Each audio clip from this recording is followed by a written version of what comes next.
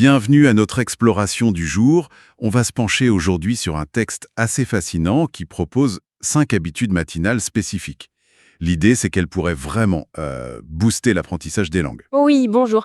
Et ce qui est intéressant, c'est pas juste une liste d'actions séparées, c'est vraiment leur combinaison. Comment, en les intégrant dans une routine du matin, on pourrait créer un état d'esprit, un état cognitif optimal pour apprendre une nouvelle langue. C'est ça. L'objectif affiché, c'est d'améliorer la clarté mentale, la concentration et même la motivation. Des éléments dont on le sait qui sont essentiels quand on s'attaque à une grammaire complexe ou à une prononciation nouvelle. Le texte suggère un impact profond, pas seulement sur l'apprentissage, mais sur le bien-être général. Alors, regardons ça de plus près. Allons-y. La première habitude proposée, c'est de démarrer sa journée avec 10 à 15 minutes de méditation de pleine conscience. L'idée principale, se concentrer sur sa respiration pour cultiver cette présence à l'instant T, ici et maintenant. Mhm. Et le but, c'est de réduire le stress, l'anxiété. Ce sont souvent des freins importants quand on apprend, non? Cette peur de faire des erreurs, cette impression d'être submergé. Absolument. Et il y a une base scientifique solide derrière ça. Ce n'est pas juste une sensation subjective de calme. La méditation, quand elle est pratiquée régulièrement, elle agit sur notre cerveau.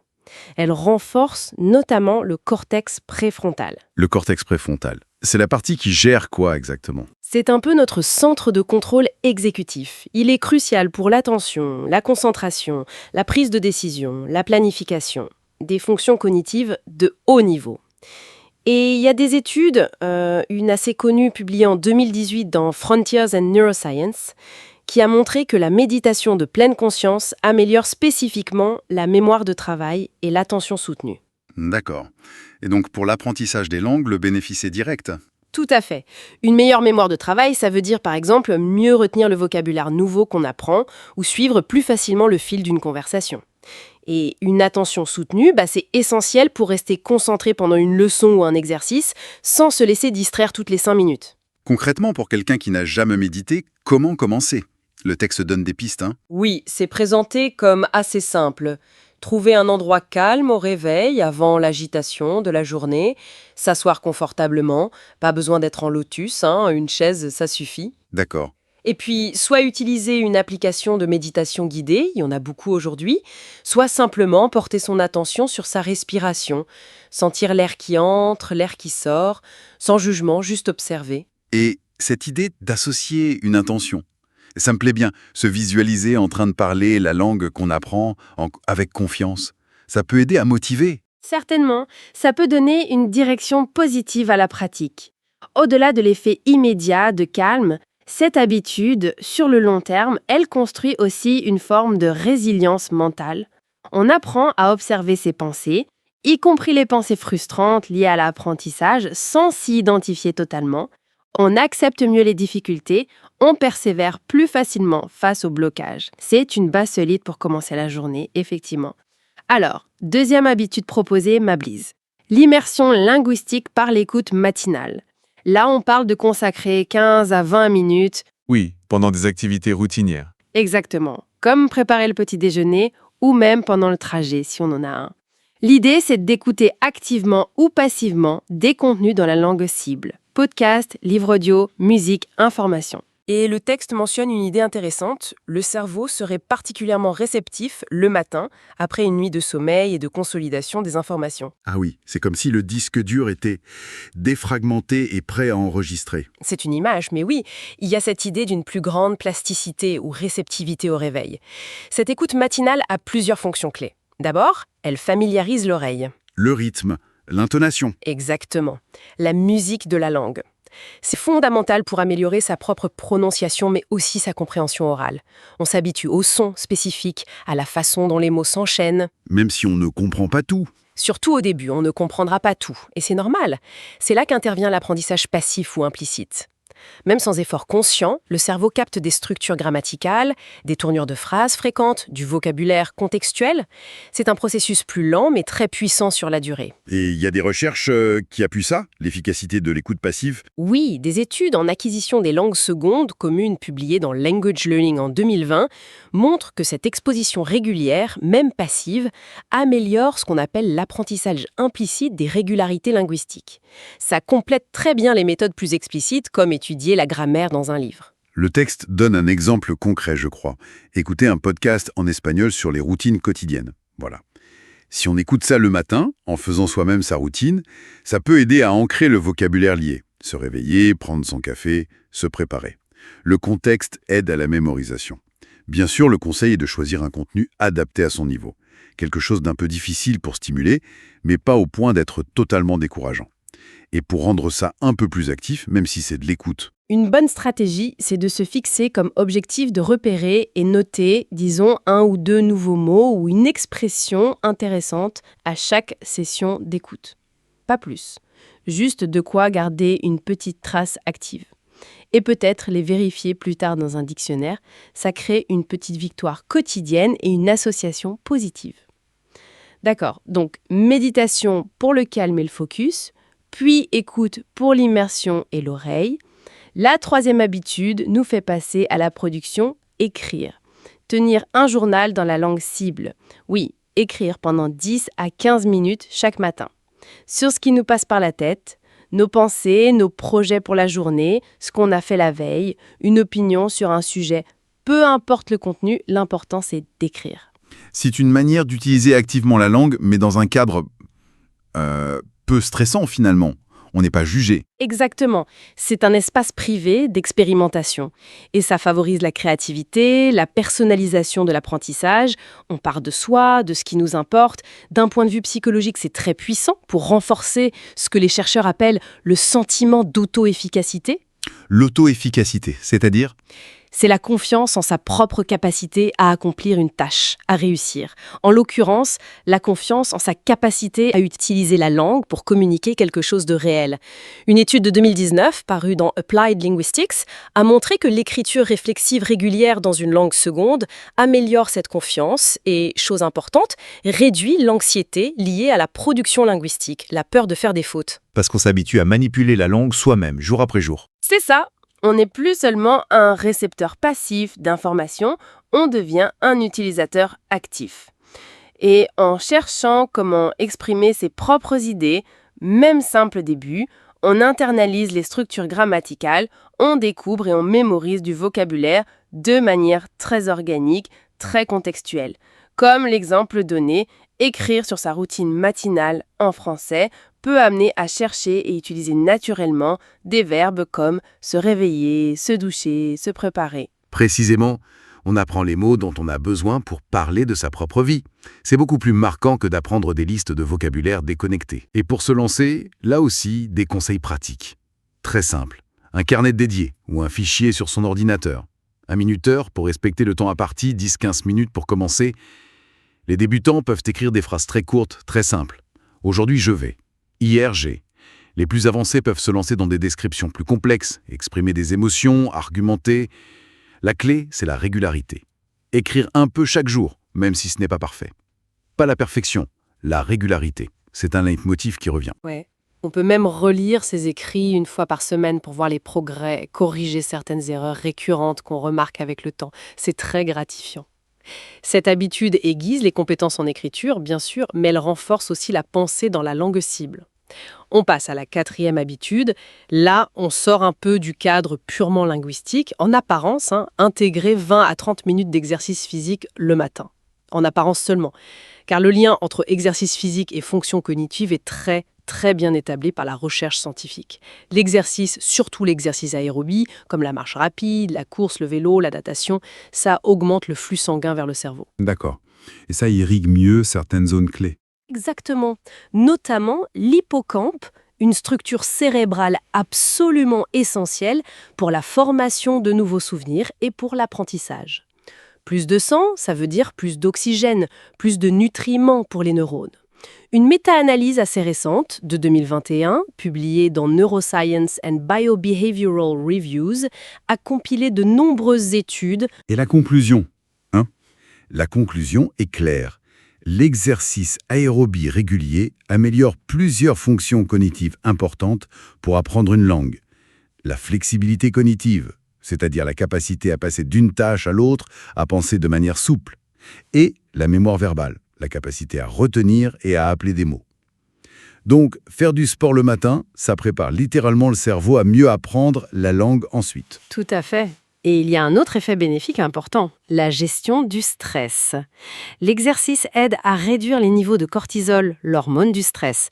Or, on sait que le stress chronique nuit à la concentration et à la mémoire. Ah oui, le fameux cortisol. Et en plus, l'exercice libère des endorphines, les hormones du bien-être. Ça favorise une humeur plus positive. Apprendre une langue quand on se sent bien, motivé, c'est quand même beaucoup plus agréable et efficace que quand on est stressé ou fatigué. Ça rend l'effort moins lucide, fastidieux. Et le texte suggère même de combiner les deux, hein. Faire de l'exercice et pratiquer la langue. Oui, c'est une option intéressante pour optimiser le temps. On peut très bien écouter son podcast en langue étrangère en courant sur un tapis ou en marchant dehors. Ou répéter mentalement du vocabulaire ou des phrases pendant une séance de gym. Il faut choisir une activité qu'on aime, j'imagine, pour tenir sur la durée. C'est essentiel pour l'adhésion à long terme, oui. Peu importe l'activité, du moment qu'elle est régulière. L'idée clé, c'est de placer cet exercice tôt le matin. Le faire suivre, idéalement par une tâche d'apprentissage linguistique, permet de capitaliser sur cet état de vigilance et de réceptivité accrue du cerveau. Logique.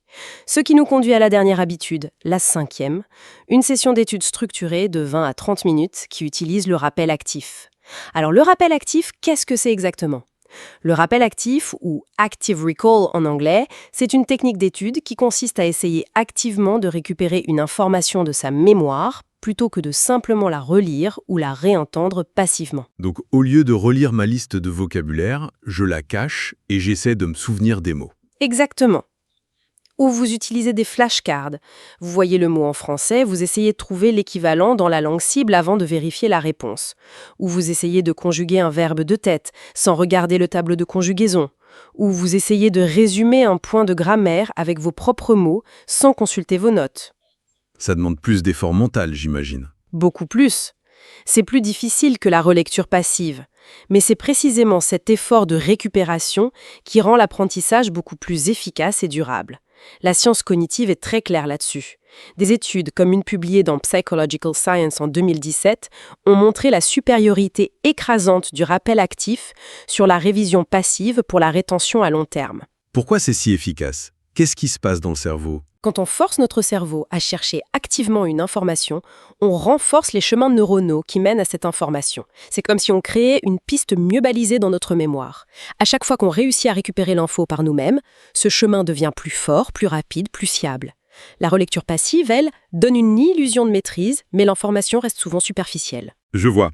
Donc, pour l'apprenant en langue, ça veut dire des progrès plus rapides et plus solides. Oui, en particulier pour le vocabulaire et la grammaire. Par exemple, utiliser des flashcards pour mémoriser le genre des noms en allemand, qui est souvent arbitraire, ou pour maîtriser les conjugaisons irrégulières en espagnol ou en français. Se tester régulièrement avec le rappel actif force le cerveau à travailler l'information, à l'ancrer plus profondément. Le texte recommande des outils spécifiques. Oui, il mentionne les applications de répétition espacée comme Anki ou Quizlet. Ces outils sont basés sur le rappel actif et sur un autre principe puissant, la répétition espacée, qui consiste à réviser l'information à des intervalles de temps croissants juste avant qu'on ne l'oublie. C'est très efficace pour optimiser le temps d'étude. Et comment organiser cette session d'études matinale ? Il est conseillé de se concentrer sur le matériel prioritaire du moment, peut-être le vocabulaire de la leçon de la veille ou un point de grammaire difficile. Gardez la session relativement courte, 20-30 minutes pour maintenir une concentration élevée. Et pourquoi pas se prévoir une petite récompense après pour renforcer l'habitude positivement. D'accord. Donc, commencer la journée par cet effort cognitif ciblé, ça construit une base solide. Absolument. C'est un investissement direct dans la construction de la fluidité linguistique. Alors, si on récapitule, ces 5 habitudes, on a la méditation de pleine conscience pour la clarté et le calme, l'écoute immersive pour habituer l'oreille et capter passivement la langue, le journal dans la langue cible pour l'expression active et la confiance, l'exercice physique pour booster les fonctions cognitives et réduire le stress, et enfin, la session d'études structurées avec rappel actif pour consolider les connaissances. C'est une excellente synthèse. Et le point vraiment crucial que le texte souligne fortement, c'est la synergie entre ces habitudes. Ce ne sont pas juste 5 trucs à faire indépendamment. C'est leur enchaînement, leur combinaison dans une routine matinale cohérente qui crée un effet démultiplié. Une sorte de cercle vertueux. Exactement. Le texte propose même une séquence logique possible, commencer par la méditation pour apaiser le mental et améliorer le focus, enchaîner avec l'écoute immersive pour échauffer l'oreille et se mettre dans le bain linguistique, puis passer à l'écriture dans le journal pour un engagement actif avec la langue, ensuite l'exercice physique pour le coup de fouet cognitif et énergétique, et terminer par la session d'études ciblée avec rappel actif pour profiter de cet état de vigilance optimale et consolider l'apprentissage. Ça forme un tout cohérent, effectivement, mais ça peut sembler beaucoup à mettre en place d'un coup. Oui, et c'est pourquoi le conseil donné est sage. Commencez modestement, ne pas essayer d'implémenter les 5 habitudes parfaitement dès le premier jour, peut-être en choisir une ou deux qui semblent les plus accessibles ou les plus motivantes au début. Par exemple, commencer juste par la méditation et l'écoute. Voilà. Ou l'écriture et l'exercice. Et une fois que ces premières habitudes commencent à s'installer, en ajouter une autre progressivement. La patience est vraiment de mise. On sait, grâce à des études sur la formation des habitudes, comme celle de Philippe Alali en 2010, qu'il faut en moyenne 66 jours, donc plus de 2 mois, pour qu'un nouveau comportement devienne automatique. 2 mois. Il faut être persévérant. Oui, mais l'effet cumulé décrit est potentiellement transformateur pour l'apprentissage d'une langue. Une meilleure concentration au quotidien, une acquisition plus rapide et plus solide du vocabulaire et de la grammaire, une confiance accrue dans sa capacité à utiliser la langue et une meilleure gestion de la frustration inhérente à l'apprentissage. Ce sont des outils puissants quand on les combine. Donc, en conclusion, on peut dire qu'adopter ces 5 habitudes matinales, ce n'est pas juste une question de discipline, c'est une stratégie intelligente. C'est s'appuyer sur des principes issus des neurosciences et de la psychologie cognitive pour optimiser son cerveau et sa motivation pour l'apprentissage des langues. Tout à fait. C'est une approche proactive et scientifiquement fondée pour rendre l'apprentissage plus efficace et plus agréable. Et ça soulève une réflexion intéressante pour aller plus loin, une question que le texte ne creuse pas, mais qui vient naturellement. Ah oui ? Laquelle ? Si cette routine matinale structurée est si bénéfique, comment pourrait-on potentiellement amplifier encore ses effets ? Peut-être en intégrant aussi des micro-moments d'apprentissage ou de pratique linguistique disséminés tout au long du reste de la journée. Utiliser une application de vocabulaire pendant 5 minutes dans les transports, écouter une chanson en faisant la vaisselle le soir, revoir mentalement une règle de grammaire en attendant quelque chose. C'est une piste de réflexion personnelle pour voir comment ces principes pourraient infuser toute la journée et pas seulement le matin. Une partie intégrante du quotidien, au-delà de la routine matinale. Merci beaucoup pour cet éclairage. Merci à vous. Thanks for joining us. If you enjoyed this episode, please subscribe, like, and share with your friends.